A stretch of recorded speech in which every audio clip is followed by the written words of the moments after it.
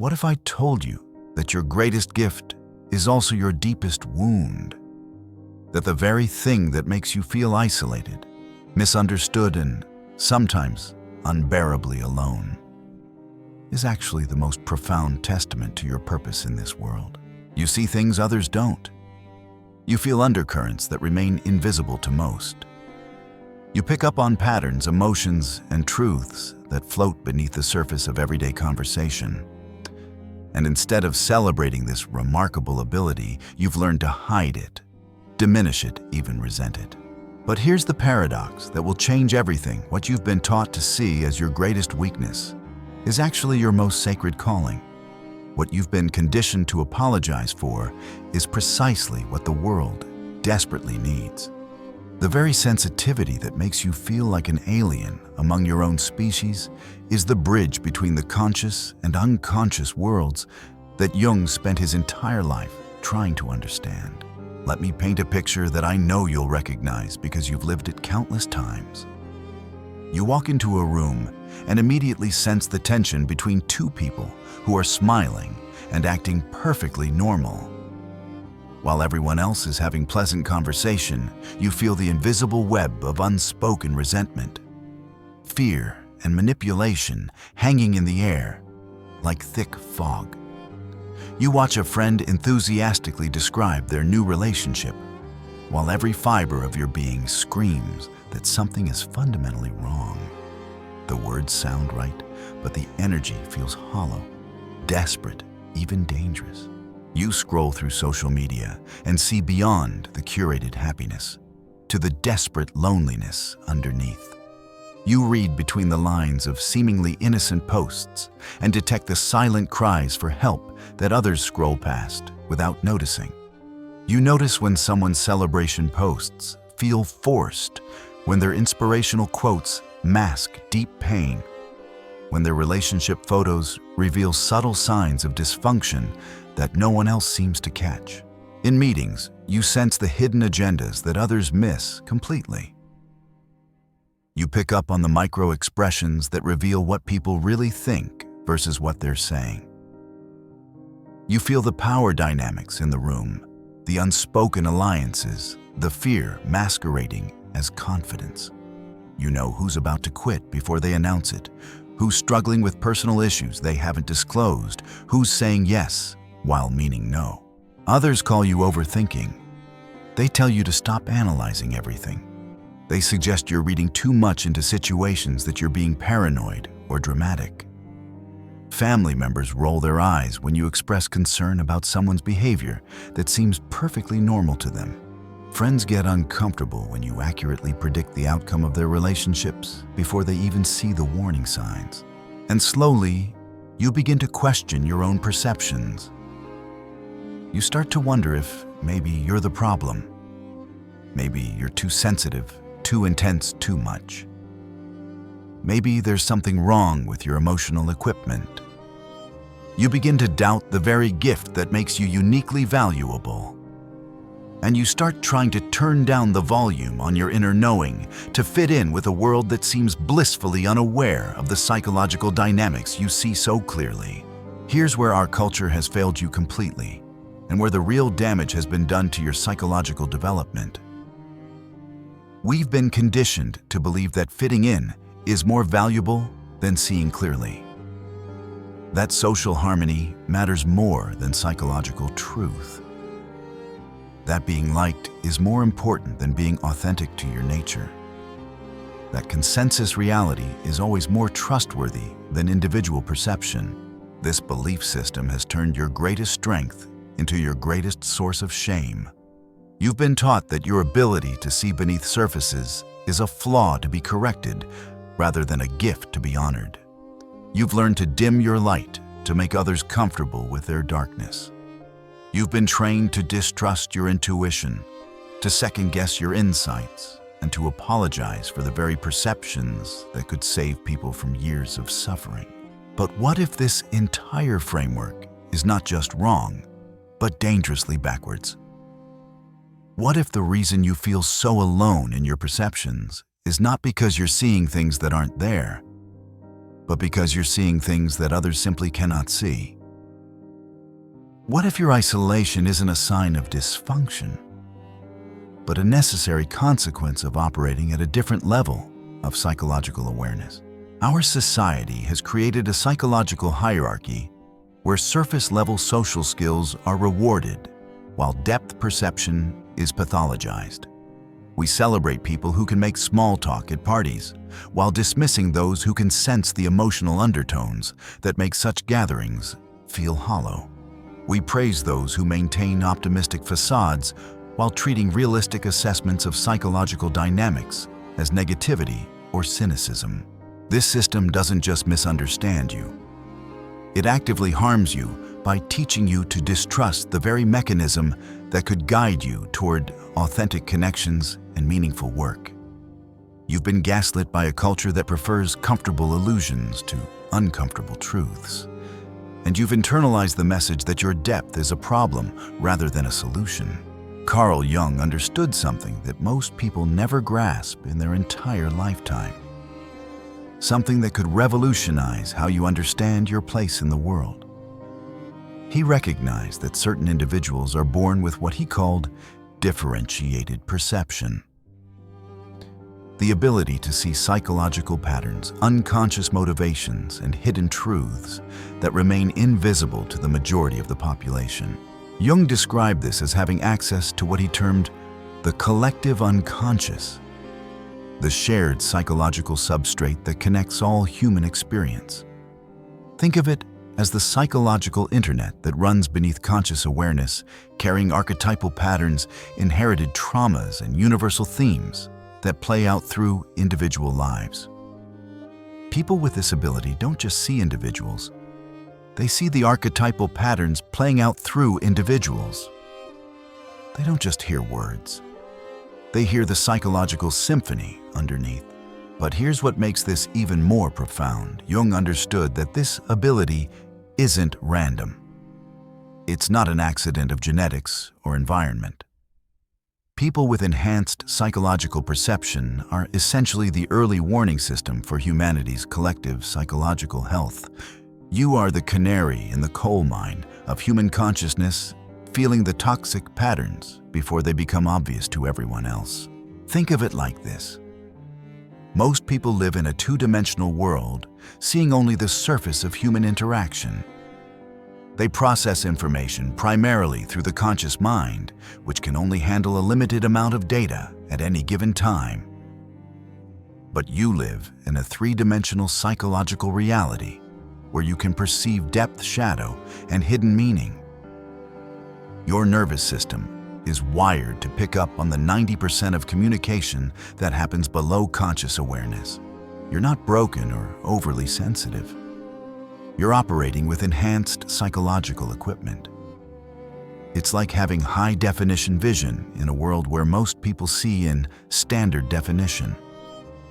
The problem isn't with your perception. It's with expecting others to see what you see with equipment they simply don't possess. Jung also understood that this gift comes with what he called the burden of consciousness. When you can see the psychological patterns that others miss, you become responsible for that knowledge. You feel the collective pain that others successfully avoid. You sense the approaching storms while others enjoy the calm. This isn't punishment, it's purpose. But it requires a completely different understanding of your role in the world.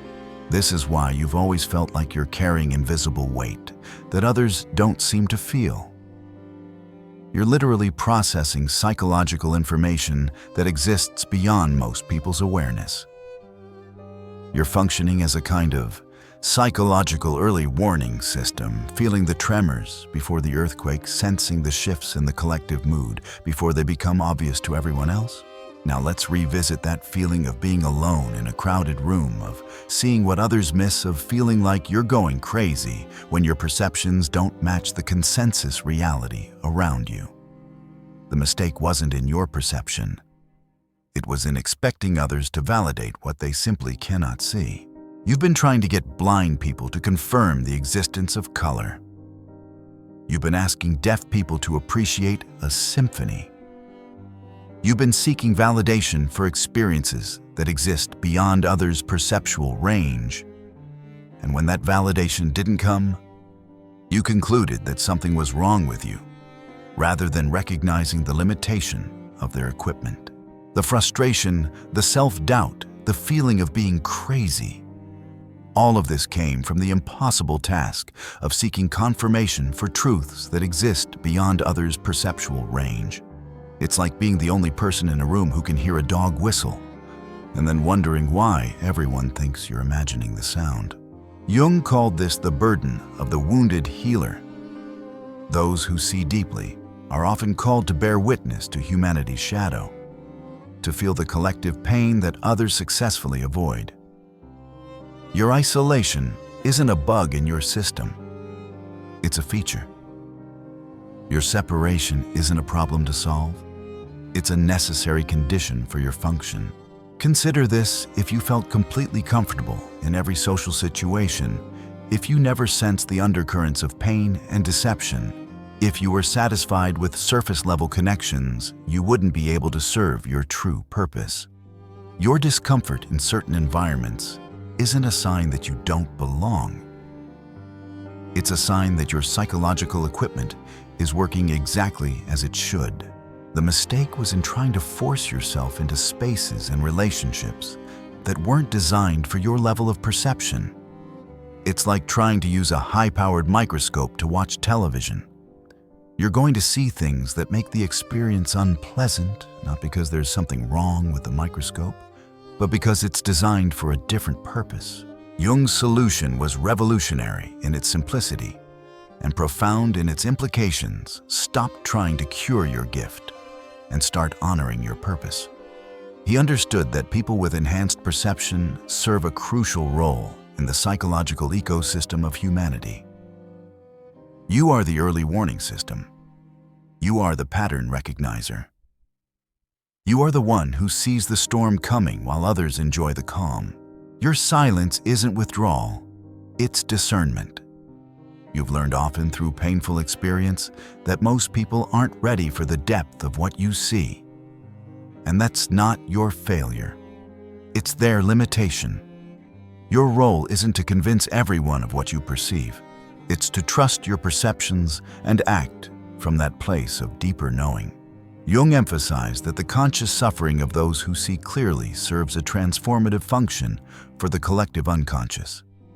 By feeling what others cannot feel, by seeing what others cannot see, you are processing psychological material for the entire human system. You are doing essential work even when it feels thankless and invisible. Think of it this way. You are a psychological transformer, converting raw, unconscious energy into conscious awareness.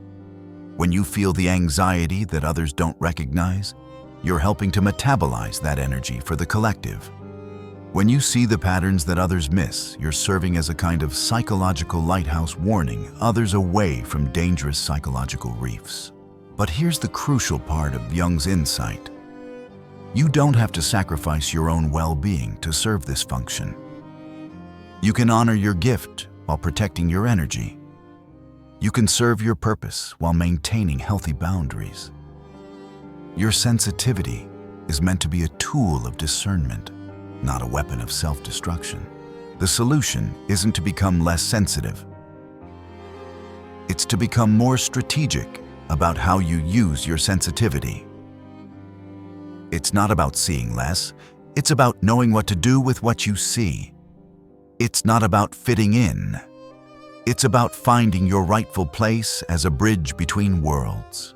Here's how to transform your burden into your strength, your wound into your medicine, your isolation into your power. Step 1.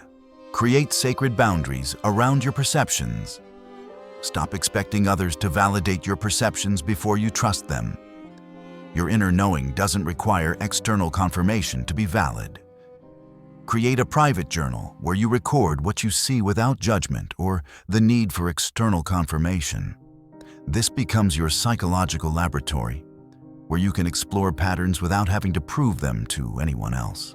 Write down your intuitive hits about people and situations, then observe how they unfold over time. you'll start to see the accuracy of your perceptions, which will rebuild your confidence in your inner knowing. Track the patterns you notice in relationships, workplace dynamics, and social situations. Over time, you'll develop a personal database of psychological patterns that will serve you for life. Most importantly, stop apologizing for what you see.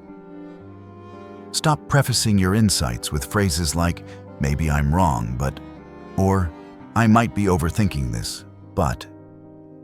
Your perceptions deserve to be stated with confidence, even if others can't see what you see. Step 2.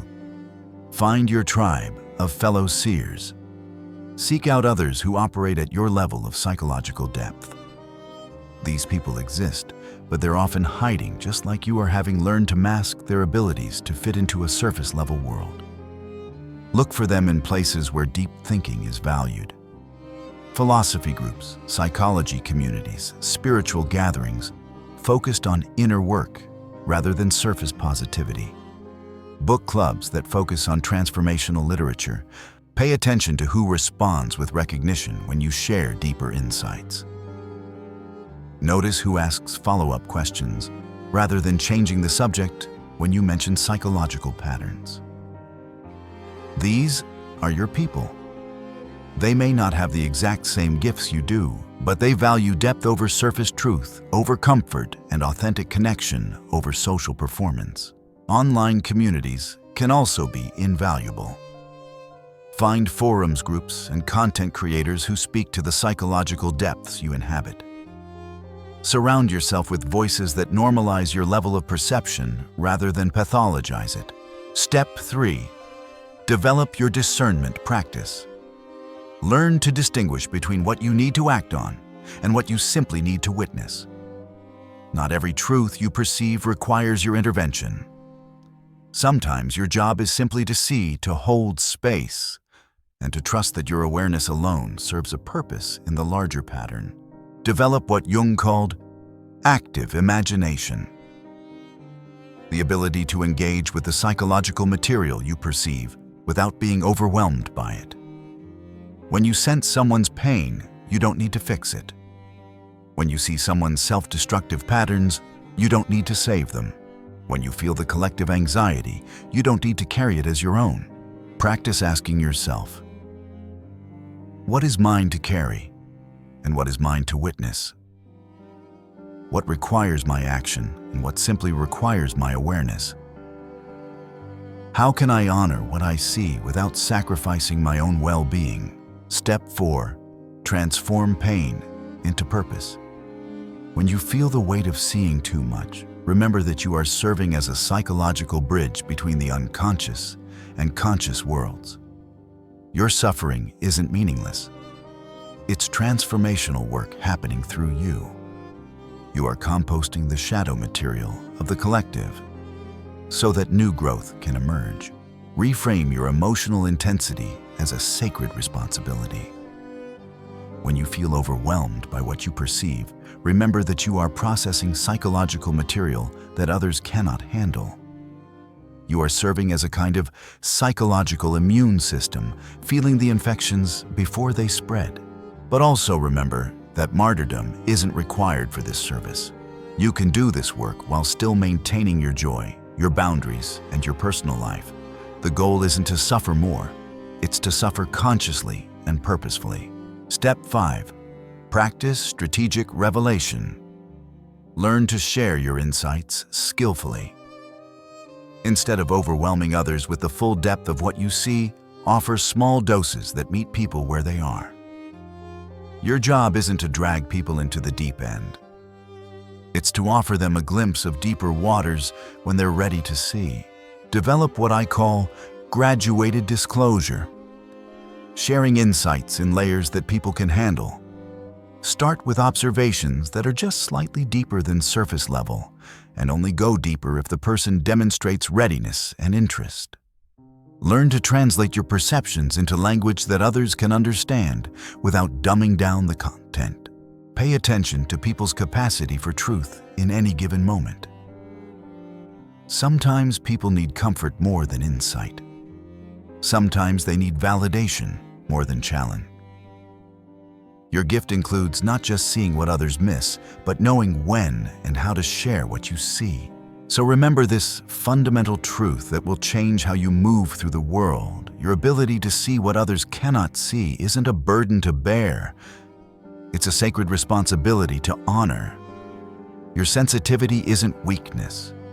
It's strength that this world desperately needs. Your isolation isn't loneliness. It's necessary solitude for the deep work you came here to do.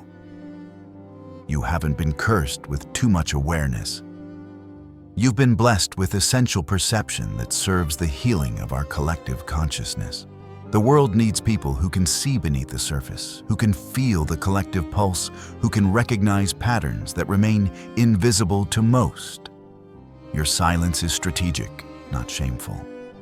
Your separation is sacred, not social failure. Your seeing is service, not self-indulgence. You don't need to sacrifice your peace to fulfill your purpose. You don't need to carry everyone's pain to serve your function. You can honor your gift while protecting your energy. You can see clearly while maintaining your boundaries. You can serve as a bridge between worlds without losing yourself in the process. Your enhanced perception isn't something to cure, minimize, or apologize for. It's something to cultivate, honor, and use wisely. The very thing that has made you feel most alone is actually your greatest contribution to a world that needs more people who can see clearly through the illusions that keep us trapped in unconscious patterns. What would change in your life if you stopped apologizing for your depth and started celebrating your clarity? How might your relationships transform if you honored your perceptions instead of doubting them? What would become possible if you stopped trying to fit into spaces that were never designed for your level of awareness? Consider this profound question. What if the very things that have made you feel like an outsider are exactly what the world needs from an insider who truly sees? What if your sensitivity isn't a liability, but the very qualification that makes you capable of the deep work this world requires? Think about the people in your life who have benefited from your insights, even if they never acknowledged it. Consider the disasters you've helped others avoid, the patterns you've helped them recognize, the healing you facilitated simply by seeing what others missed. Your gift has already been serving the world. Now it's time to own that service consciously and purposefully. If this message has resonated with something deep in your soul, I want to hear from you. Share your experience in the comments below. What do you see that others miss? How has your enhanced perception both challenged and blessed your life? What patterns do you recognize that seem invisible to those around you? Your story matters because it helps other sensitive souls realize they're not alone in their experience. Your insights contribute to a growing community of people who are learning to honor their depth rather than apologize for it. Subscribe for more content that honors the complexity of your inner world and helps you transform your sensitivity from burden into strength. Hit the notification bell because we're building a community of people who see clearly and are learning to use that sight as a force for healing in the world. Your psychological gifts deserve to be understood, honored, and skillfully expressed. The world needs what you see. The question isn't whether you should trust your perceptions. It's how you can learn to use them in service of the highest good while protecting your own well-being in the process. Remember, you were born to see what others cannot see. That's not your wound. That's your medicine. That's not your burden. That's your calling. That's not your problem. That's your purpose.